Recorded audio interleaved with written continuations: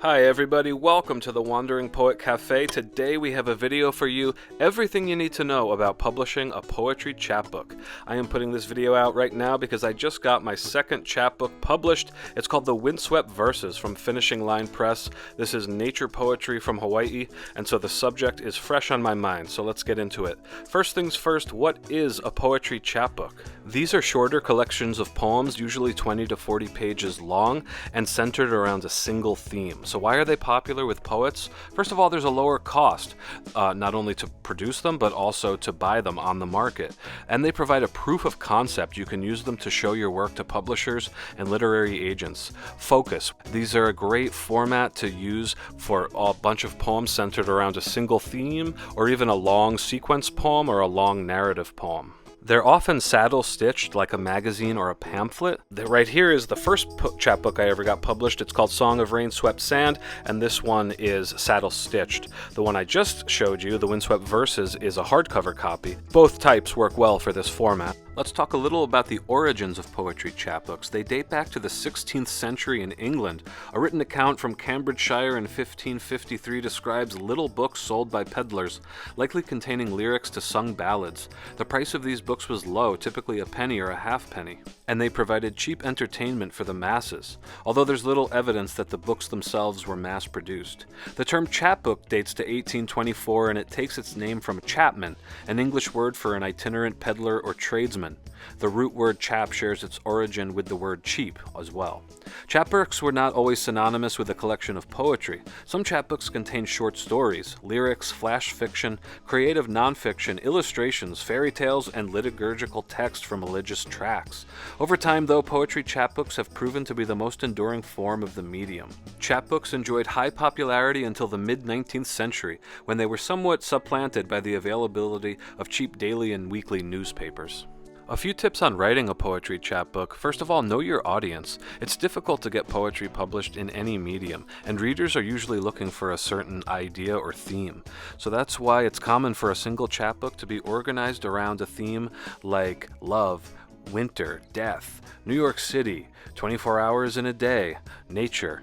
Once you've got a chapbook written, and it's good to try your hand at getting the individual poems published in literary journals and magazines, but once you've got a full-length chapbook collection ready to go, there's a few different options. First, you could seek out a publisher. Second, you could enter a contest.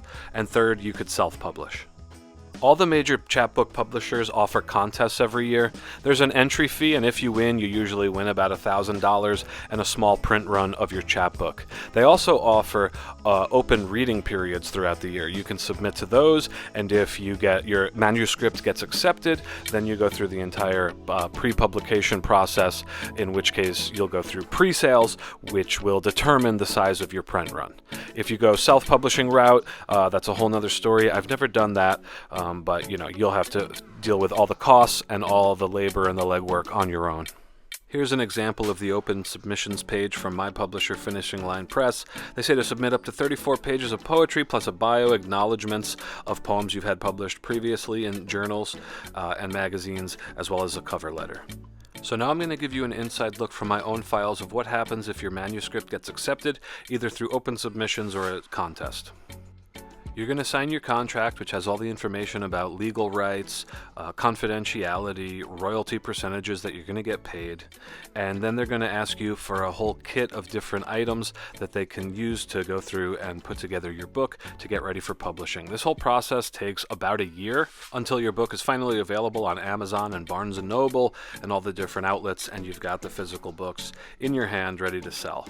So they're going to want a virus-free copy of your manuscript, several photos of yourself for the back cover and promotional materials, a short paragraph bio for the back cover as long as a longer paragraph bio for the inside pages in the back, a book synopsis, artwork or a photograph to use for cover art, as well as 3 endorsement blurbs to put on the back cover, and these usually are going to come from editors of journals and magazines that poems from the manuscript have been published in previously. So on my computer I had a folder with all these different materials in it. Here you can see the promotional cards that they made once everything was ready to go. And so they're going to then start sending you a promo kit that you can use to make press releases, to get on radio spots, in local newspapers, use on social media. These right here are postcards with the QR code to order the book in the pre-sales period. So I printed these out, cut them into postcards. You can send these to people on a mailing list. You can also hand them out at reading events. And your publisher is going to promote the book on their social media, on their website, and through all the different avenues that they have as well. But the more you can do the legwork of that on your own to reach people you know directly, the more copies of your chapbook you're going to sell. This right here is a copy of my press release that I sent out all around on email lists and to local newspapers, etc. It's got the book cover, it's got the QR code of how to order. You could just scan it on your phone, as well as the HTML link to order. It's got the synopsis of the book. It's got the promotional blurbs from editors who are vouching for it. It's got sample poems, author bio, all the relevant information. And then once you go through all that, your book will be listed on the publisher's website for pre-order. This will be at a discount price. Again, it'll include all the relevant information, and the number of copies you can sell during the pre-sales period will determine the size of the print run. So it's important to market your book as much as you can, in addition to the publisher marketing your book. During this time period, it's about 2 months long. I believe mine was April 15th through June 15th for the pre-sales period. And this is the fun part, marketing your book before it officially comes out. Go around to different coffee shops, libraries, bookstores, put flyers up for your book, always include the QR code, hand out your postcards, get them put up at coffee shop bulletin boards, again, send out to relevant email lists, see if you can get your press release run in local newspapers, on local radio spots. If you have contacts in small bookstores or local bookstores, they're a great place to reach out to. They may be interested in ordering in bulk, which will come at an even greater discount from the publisher. And then finally, the day will come when your book will release. Mine came out on August 15th, 2025. The hardcover and paperback copies shipped to the people who pre-ordered, and the book became available everywhere on the internet. Type it in, you'll see it on Amazon.com, Barnes & Nobles, Goodreads. There's even some sample quotes from the book on Goodreads so people can check it out. And so yeah, mine is called the Windswept Verses.